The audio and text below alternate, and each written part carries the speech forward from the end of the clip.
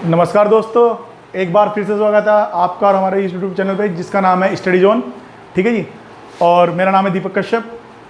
बस शुरू कर रहे हैं आज व्याकरण की दूसरी वीडियो। इससे पहले एक वीडियो आ चुकी है। जिसने वो वीडियो नहीं देखी है तो प्लीज़ वीडियो को देख के भाई, उससे बहुत बेनिफिट होगा। आज भी मैंने पिछली वीडियो में कुछ ट्रिक बताई हैं आपको, कुछ कॉन्सेप्ट बताए हैं, तो वो इस वीडियो में काम आएंगे। अब कैसे काम आएंगे आपको बताता हूँ मैं। तो भाई मैं वहीं से कंटिन्यू, जहाँ से वीडियो छोटी थी वहाँ से कंटिन्यू करते हैं। तो भाई टॉपिक पढ़ रहे थे हम जिसका नाम था वर्ण और वर्णमाला। वर्ण और वर्णमाला, इसमें मैंने व्यंजन तक पढ़ा था भाई लास्ट, यानी संयुक्त और मिश्रित व्यंजन लास्ट टॉपिक था इसका। अब इस वीडियो में शुरू कर रहा हूँ भाई। इस वीडियो में जो पहला टॉपिक शुरू कर रहा हूँ भाई, जो आज मतलब जो कंटिन्यू कर रहा हूँ वहाँ से अगली। देखो जी, एक होता है द्वित्व व्यंजन, आपको हमेशा याद रखना।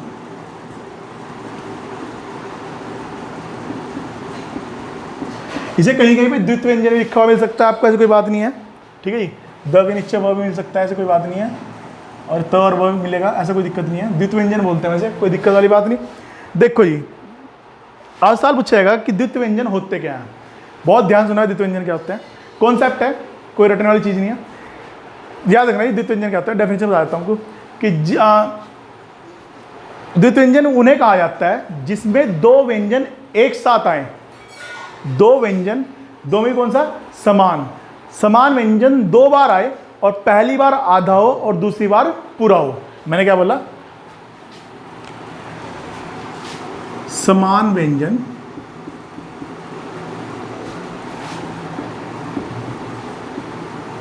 दो बार आए, पहली बार आधा है और दूसरी बार पूरा है। कैसे? एग्जाम्पल ज्यादा क्लियर होगा। देखो एग्जाम्पल,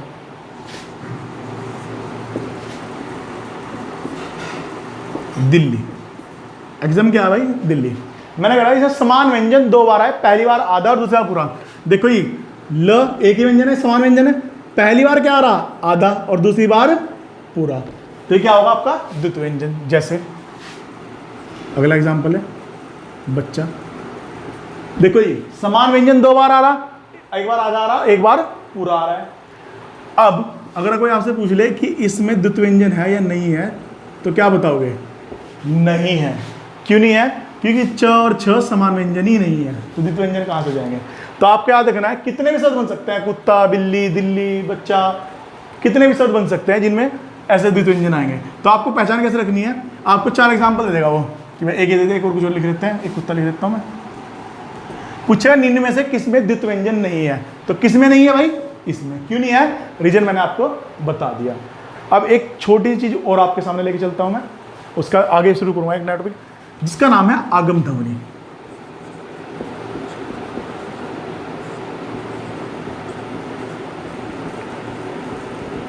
देखो ये बड़ा ध्यान सुनना, आपको आगम ध्वनि के बारे में बताता हूं। देखो ये आगम ध्वनि क्या होती है, जिस भी व्यंजन के नीचे बिंदु लग जाएगा वो कौन सी भाषा का हो जाएगा। मैंने कहा जिस भी बिंदु व्यंजन के नीचे बिंदु लग जाएगा, नीचे की बात की है मैंने, नीचे बिंदु लग जाएगा, वो किस भाषा का हो जाएगा भाई, वो हो जाएगा अरबी फारसी का। पहली बात तो आपको यही याद रखनी है, किस भाषा का होगा, अरबी फारसी का। और ये बिंदु लगते ही उसका मीनिंग पूरी की पूरी तरह बदल जाएगा। कैसे? देखो जी,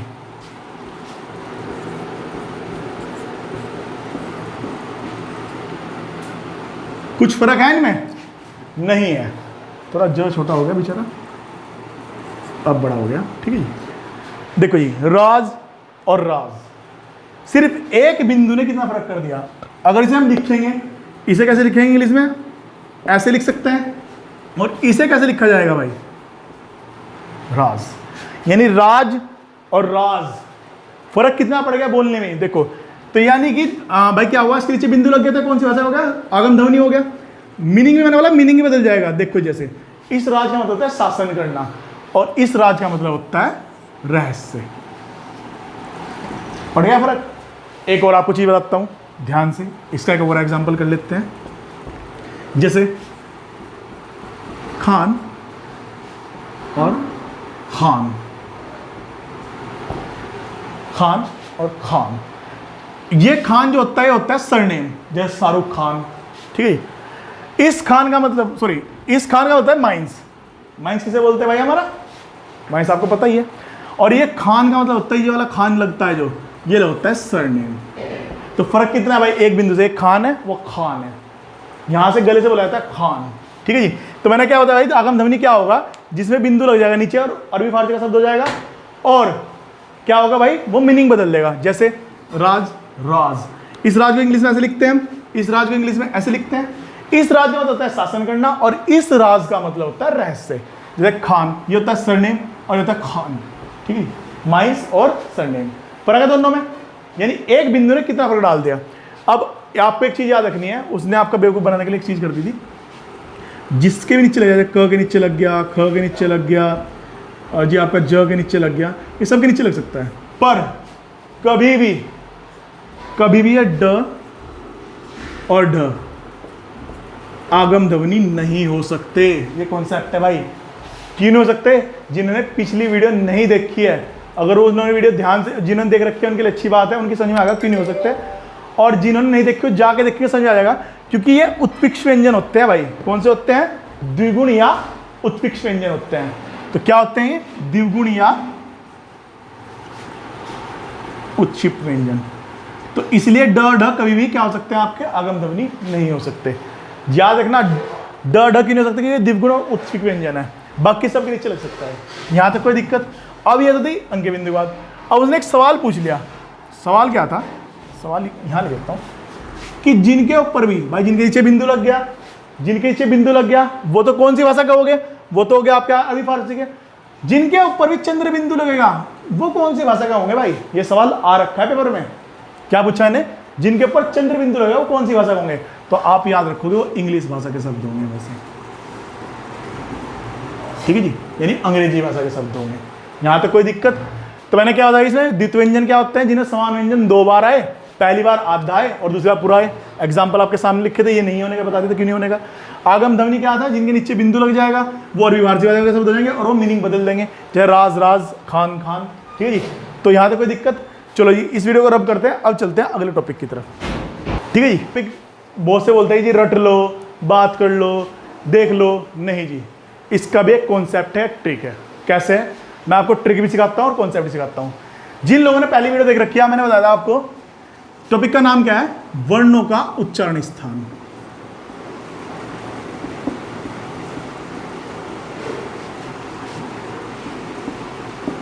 वर्णों का उच्चारण स्थान।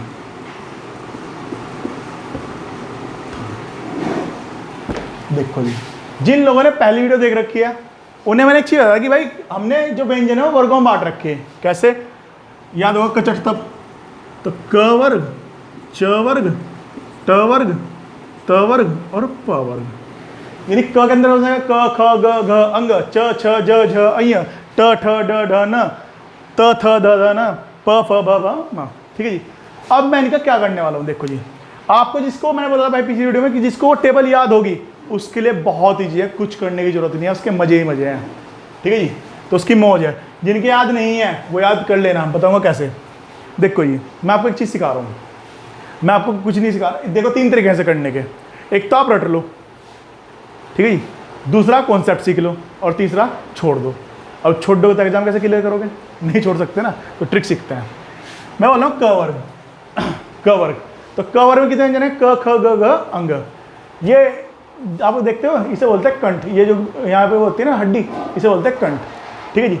अब इस आप हाथ रखो और बोलो क, क, तो वाइब्रेशन कहाँ होगा आपका?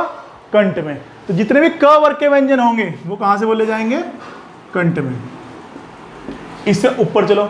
अब आप लोगों ने विक्स का ऐड देख रखा होगा।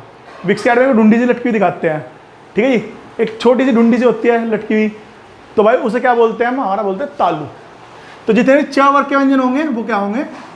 तालू या तालब भी बोलते हैं इसे, तालू या तालब भी बोलते हैं। अगला है ट वर्ग।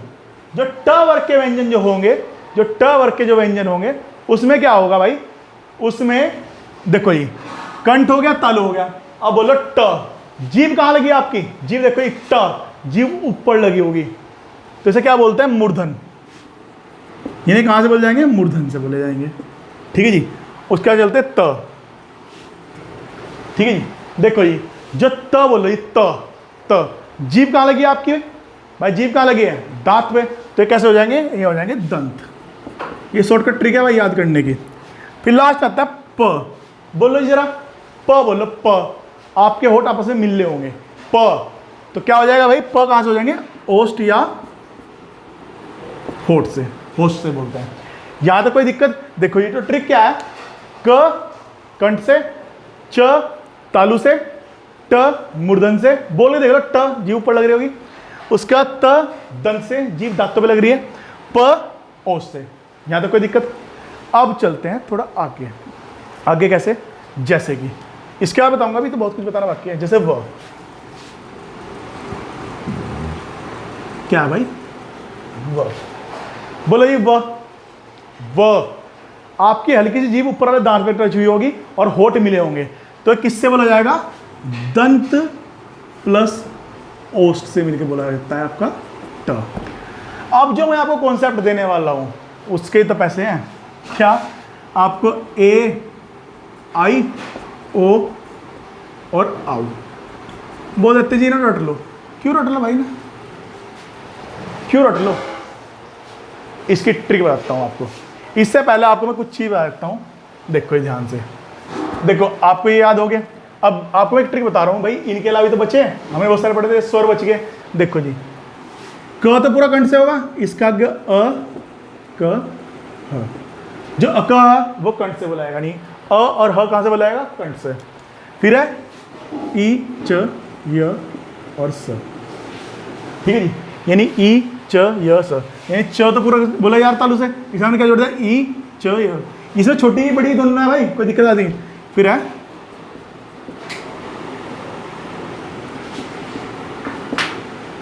ठीक है जी, यानी र ट र स, रिटोरस बोलते हैं जी। यहां तक कोई दिक्कत? चलो जी, अब अगला है जी त ल और स, यानी ल और बड़ा छोटा सा कैसे बोलेगा? दंत से। लास्ट क्या बचता है आपका भाई? प। प वर्ग का व्यंजन कचट तब, ठीक है जी। ये यहां तक इस तरह बोलेगा भाई, कोई दिक्कत तो नहीं है?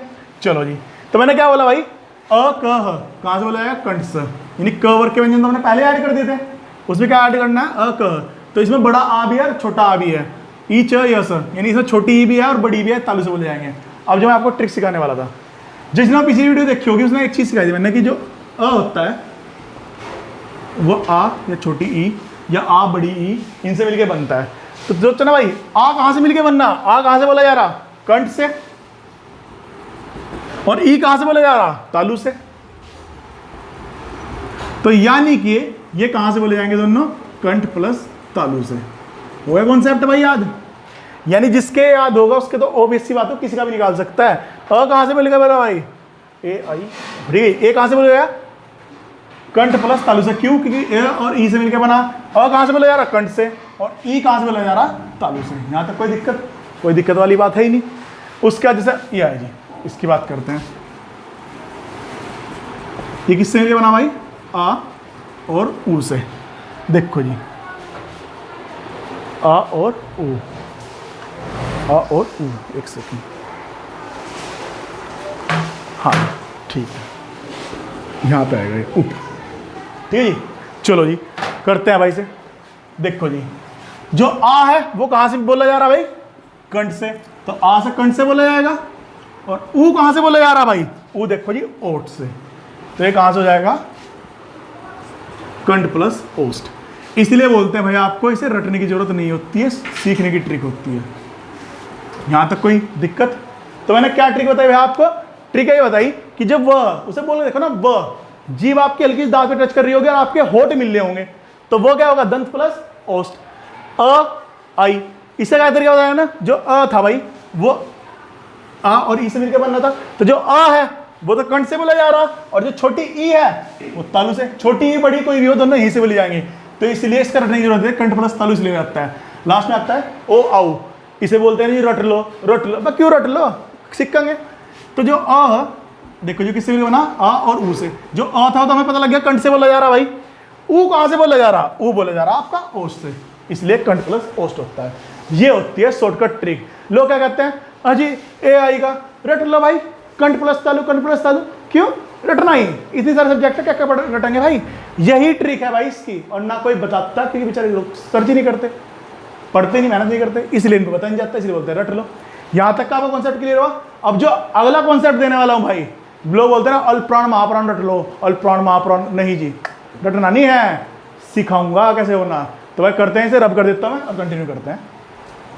चलो जी, अब भाई जिन्होंने टेबल नहीं पढ़ी थी पिछले वीडियो में, नहीं पढ़ी, अब मेरी गलती थोड़ा है ना, वो जाओ और पिछली वीडियो देखो। अब इसका यूज बताने वाला हूँ, जिसके टेबल याद होगी उसे रटने की जरूरत नहीं है। मैंने बोला है कहीं जगह यूज होगी आपकी, जैसे कि आपका पहला यूज होगी भाई ये यहाँ पे यूज होगी, और बताऊंगा अल्पप्राण महाप्राण घोष अघोष सघोष में यूज होगी। उसके बाद ये आपकी सेम संधि में यूज होगी, व्यंजन संधि और विसर्ग संधि में। उसके बाद आपकी जाके अलंकार में यूज होगी। तो वही तो कह रहा हूँ आपको भाई, इस टेबल को याद करने में कितना टाइम लग रहा है, कुछ नहीं लग रहा, कुछ भी नहीं है, नॉर्मल सी बात है। अब देखो जी, मैं आपको बताने वाला भाई 3 तरीके से करने के, सेम 3 तरीके हैं वही। पहला रट लो, दूसरा ट्रिक सीख लो, और तीसरा छोड़ दो। तो छोड़ तो सकते नहीं और रट भी नहीं सकते, क्योंकि अभी तुम्हारे पास उत्तराखंड भी है। उत्तराखंड वाले ध्यान से पढ़े, उत्तराखंड भी तो रट रहा। यूपी वाले के पास तो जीएस इतना बड़ा है भाई, उन्हें मान लो सब इंस्पेक्टर देना है तो आईपी सेक्शन ही उनका इतना बड़ा है, संविधान इतना बड़ा है। तो इसीलिए भाई ये वीडियो ना यूपी हो उत्तराखंड हो सबके लिए बहुत अच्छी एक चीज़ शुरुआत किए, देखते हैं। देखो जी, अब देखो जी ध्यान से, जो मैं आपको बताने वाला, अगर उसने पेपर टफ बनाया तो पहला ही सवाल क्या पूछेगा कि पर्यटन के आधार पर वर्णों के भेद। क्या जी? पर्यटन के आधार पर वर्णों के भेद। तो आप देखोगे पर्यटन पहली बार पढ़ा दिखा है, कहा आयो जो नहीं समझ में आ रहा भाई, तो याद है ना कुछ नहीं आयो। ये पर्यटन के आधार पर आपका वही बेवकूफ बना रहा। 2 प्रकार के हों, एक हो अल्पप्राण और अगले होते हैं महाप्राण। कुछ नहीं है, बस नहीं बना रखा जी, पर्यटन लिख दोगे। अब पर्यटन के आधार ढूंढते फिरोगे, पर्यटन क्या बता दिया। पर्यटन के आधार पर जो वर्णों के भेद हैं 2 हैं, अल्पप्राण और महाप्राण। अब देखो ये ट्रिक, जो क्या बोल रहा आपको ट्रिक, यही तो याद करनी है आपको ट्रिक, बस ट्रिक याद हो। याद रखना जी, प्रत्येक वर्ग का पहला, तीसरा और 5वां व्यंजन। मैं क्या बोला? पहला, तीसरा और 5वां व्यंजन तो होंगे आपके अल्पप्राण। बाकी बचे कौन से 2? भाई 5 ही तो ऐसे कॉलम, तो बचे कौन से? दूसरा और चौथा, वो ऑटोमेटिक क्या हो जाएंगे? महाप्राण। यहां तक तो कोई दिक्कत नहीं है, मजे आ गए तो मौज होगी जी। अब देखो ये ट्रिक इसमें कैसे यूज करेंगे, ट्रिक तो बहुत बड़ा यूज होगी इसमें। देखो जी, प्लस क्या बोला है ना, प्लस मतलब प्लस अंत्यस्थ व्यंजन।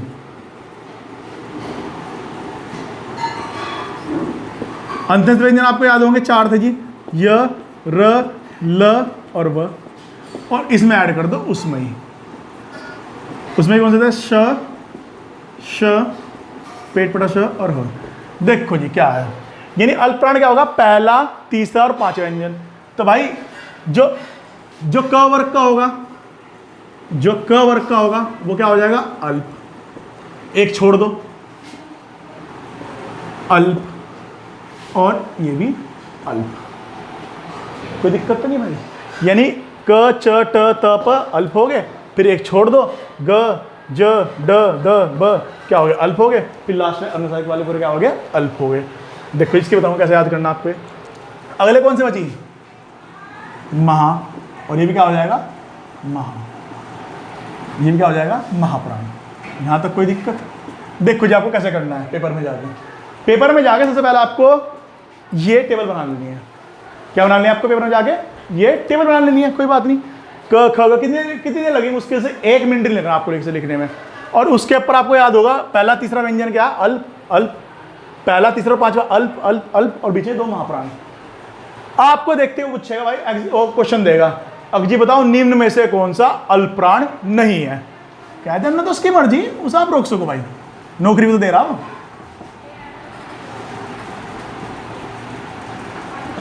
और पूछेगा निम्न में से कौन सा अल्पप्राण नहीं है।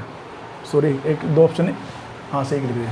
तो कौन सा नहीं है भाई? जिसके टेबल याद होगी देखते होगा फ तो महामारा, तो ये नहीं है।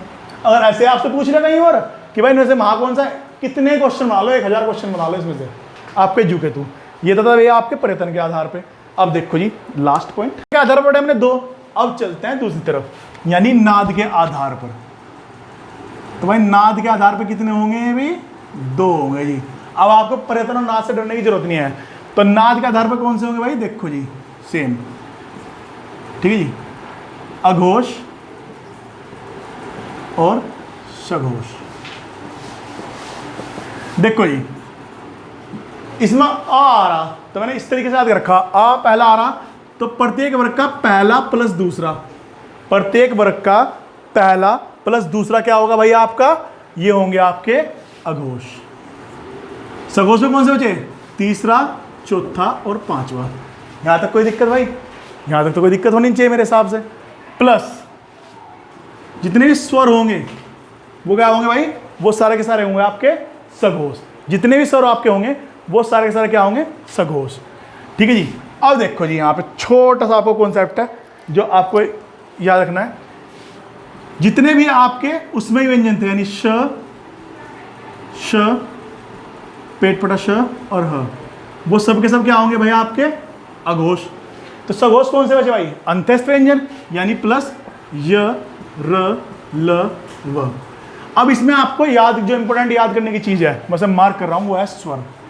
तो आप सोचो आप स्वर तो आते नहीं इसमें, अल्प, अघोष, सघोष में। तो भाई ट्रिक क्या है? अ पहला आता है, अ छोटा, तो पहला दूसरा क्या हो जाएंगे? अघोष। सघोष कौन से आएंगे? तीसरा, चौथा, पांचवा, प्लस स्वर सारे इसी में, प्लस य, र, ल, व, ये किस में आएंगे? सब के सब सघोष में। अघोष में क्या आएगा? श, श, श। अब देखो ट्रिक क्या है, यानी क्या बोला? प्रत्येक वर्ग का पहला दूसरा व्यंजन क्या होगा भाई? अघोष। तो मैं यहां लिख दूंगा चुका तू, और लास्ट के 3 अपने आपके ऑटोमेटिक क्या हो जाएंगे? लास्ट के 3 आपके हो गए सघोष। सघोष का दूसरा नाम भाई घोष भी होता है, ऐसा कोई दिक्कत वाली बात नहीं है। कभी आप सोचो जी क्या बता दिया, ठीक है जी। तो भाई यहां तक कोई दिक्कत नहीं। और ये भाई आपका पहला टॉपिक था जिसका नाम था वर्ण और वर्णमाला। और भाई ये ट्रिक बहुत ध्यान से सीखना, क्योंकि इन ट्रिकों से आप पूरा क्वेश्चन कर सकते हो। आपको रटने की जरूरत है ही नहीं कुछ भी। आप जाते एग्जाम में ये बनाओ, उसके बाद सीधा आपको कॉन्सेप्ट याद होंगे भाई, इस तरह है।